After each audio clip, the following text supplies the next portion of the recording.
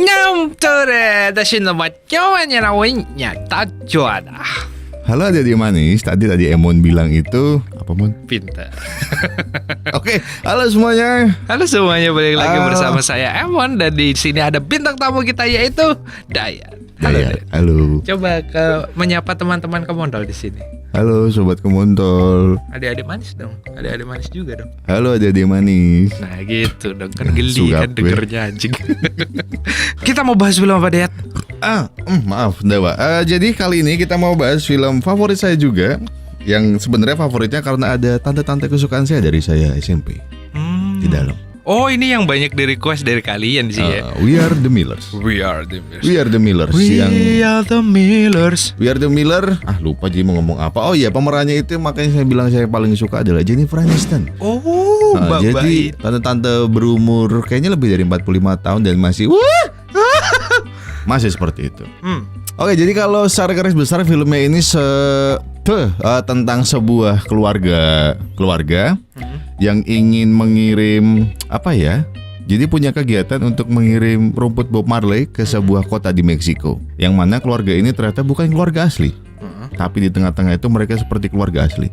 Bingung kan? Saya pun juga bingung. Terus gimana ceritanya? Mending kita tarik aja ke montol. Tarik Jat. Kemontol. Gitu dong anjing. Di awal film kita akan diperkenalkan dengan David, seorang penjual rumput Bob Marley kelas bawah. Pelanggannya mulai dari ibu-ibu rumah tangga, terus juga ada mamang-mamang warteg sama beberapa pejabat lokal. Di apartemennya, David memiliki seorang tetangga bernama Rose yang berprofesi sebagai penari striptis, yang mana itu adalah Tante Jennifer Aniston.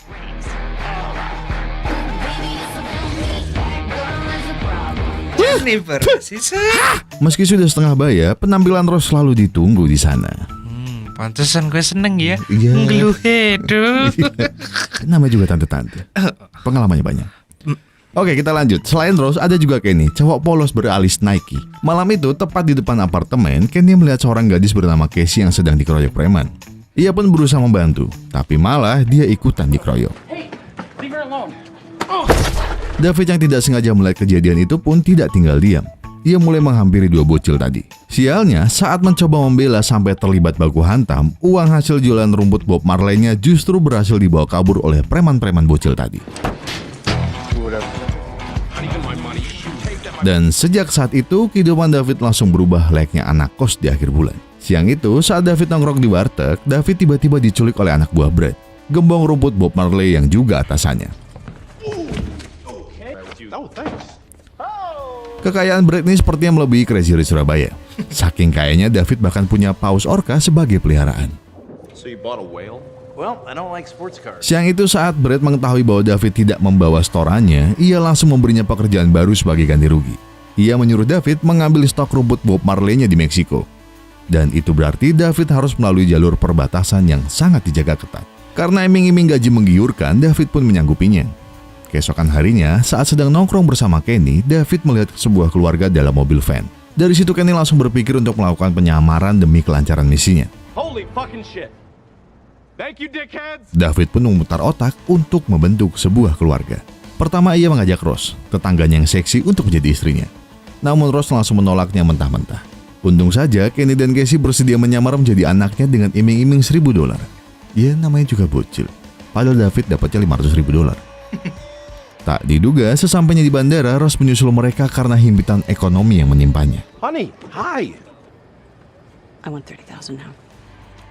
Kini, keluarga jadi-jadian yang menamai dirinya The Miller itu sudah lengkap. Ada Rose sebagai ibu yang seksi, ada David sebagai ayah yang kurang kerjaan, ada Kenny sebagai anak polos banget, laki-laki, dan Casey sebagai anak perempuan yang sebenarnya dia berandal. Perjalanan mereka ke Meksiko pun dimulai dengan van yang telah disediakan oleh David. Oh no, how fast does it go?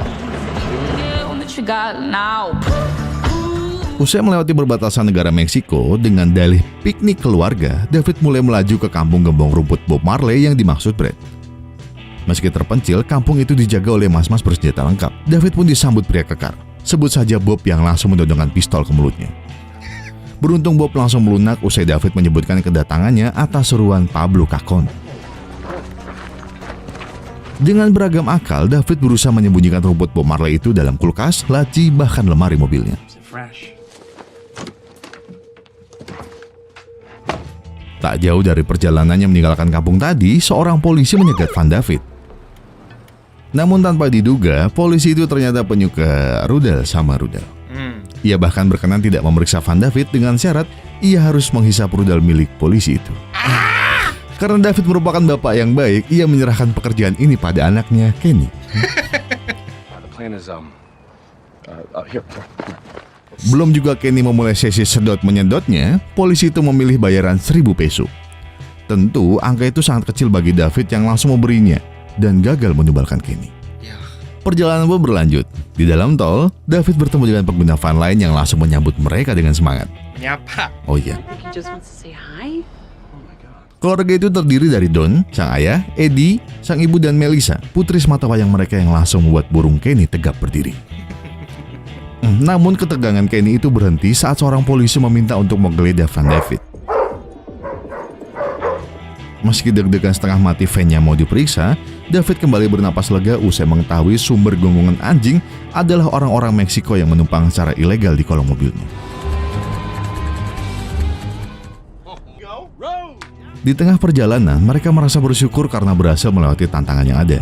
Sebagai perayaan, Rose memutar lagu dan mereka mulai bernyanyi layaknya keluarga cemara. I seen a rainbow yesterday, but too many storms have come. Believe in yourself, the rest is up to me and don't go. Sementara itu, di markas narkoba datang seseorang yang mengaku bernama Pablo. Kedatangan itu tentu membuat Bob bingung. Pasalnya, tadi ada pria datang dan mengaku suruhannya.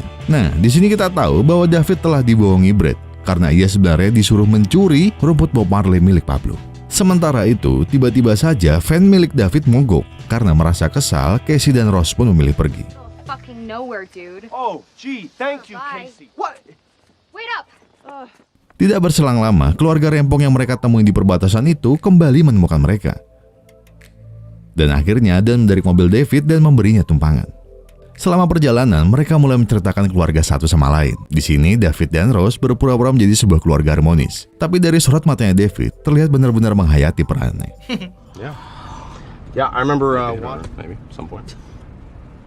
Lalu saat Don menyuruh David mengambil peta di laci mobil, David langsung terkejut dengan pistol dan lencana yang ia temukan. Dan ya, tepat sekali rupanya Don ini seorang polisi divisi narkotika. Seketika The Millers langsung panik. Sayangnya, saat mereka berencana kabur, bengkel tujuan mereka malah tutup. There's not another repair shop nearby? Dengan senang hati, Don mengajak The Millers camping bersama sambil menunggu bengkel buka besok pagi. Karena tidak punya pilihan, The Millers pun mengiyakannya. Malam harinya, saat camping di hutan, mereka mengisi kekosongan itu dengan bermain kuis bersama. It's a big dick! I see it!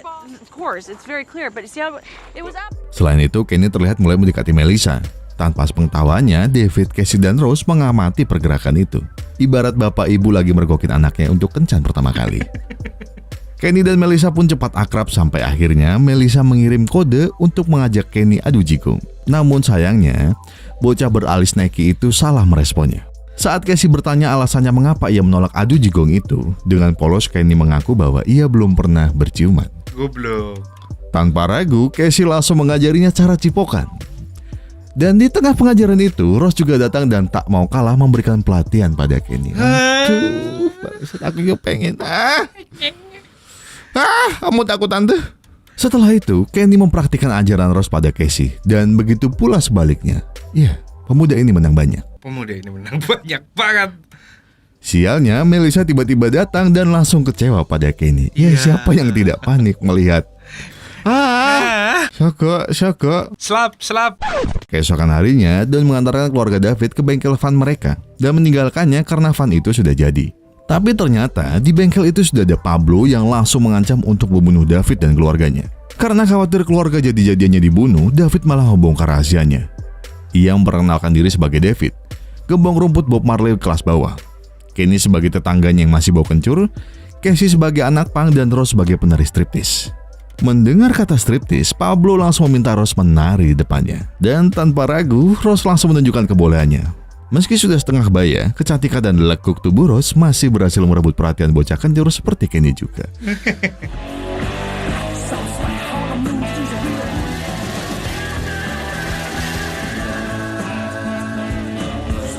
Meski sulit, David berusaha fokus untuk menyerang Pablo yang sedang lengah. Untung saja Ross berhasil mengalihkan Pablo sehingga David bisa mengajak keluarga jadi-jadiannya melarikan diri. Berkat setir ugal-ugalannya Kenny, mereka berhasil melarikan diri. Namun sialnya, biji Kenny berhasil dicaplok tarantula yang ada di van mereka. Oh my god, fucking donkey, it hurts so much. Hey, settle down, man. Dan akhirnya, David membawa Kenny ke rumah sakit. Atas anjuran dokter, mereka harus mengobati Kenny beberapa jam. Dan di rumah sakit itulah, Casey tidak sengaja berkenalan dengan pria tengil yang langsung mengajaknya berkencan. Pria itu bernama Scotty. Sebelum membawa Casey pergi, Scotty diberondol pertanyaan oleh Ross dan David. Seolah-olah mereka ini orang tua yang sedang menyeleksi pacar anaknya. Talk about something. Not one regret, huh? Usai berkencan, Casey, Ross, dan David menjemput Kenny di rumah sakit. Di sini David terlihat terburu-buru mendorong Kenny.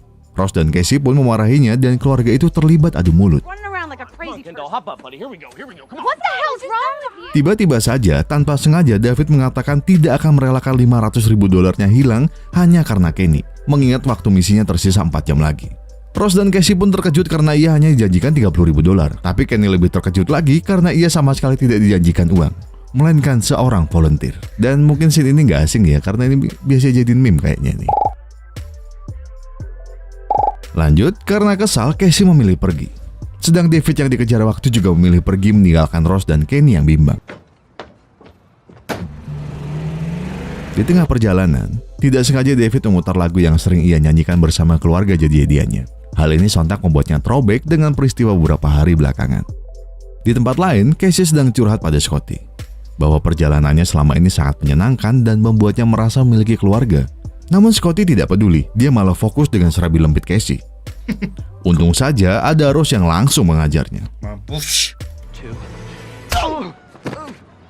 Saat itu tiba-tiba saja David langsung menyusul mereka. Dia menceritakan betapa kesepiannya dia menempuh perjalanan sendirian. David juga mengaku sangat merindukan keadaan mereka di mobil dan mengajak mereka kembali ke perjalanan sambil bertekuk lutut. Saat menuju van, lagi-lagi The Millers bertemu Eddie dan Melissa. Namun Melissa mengatakan ke Kenny bahwa dia merasa ragu setelah melihat Kenny bercipokan dengan adik dan ibunya sendiri. Siapa yang tidak? Saya. Kenny yang mulai kehilangan harapan Melissa tiba-tiba membongkar bahwa mereka hanyalah keluarga jadi-jadian yang sedang bertugas menyelundupkan rumput Bob Marley. Eddie dan Melissa tentu terkejut. Namun keterkejutan itu langsung hilang saat Bob muncul tepat di belakang David. Untung saja ada Don yang langsung menghajar Bob sampai pingsan.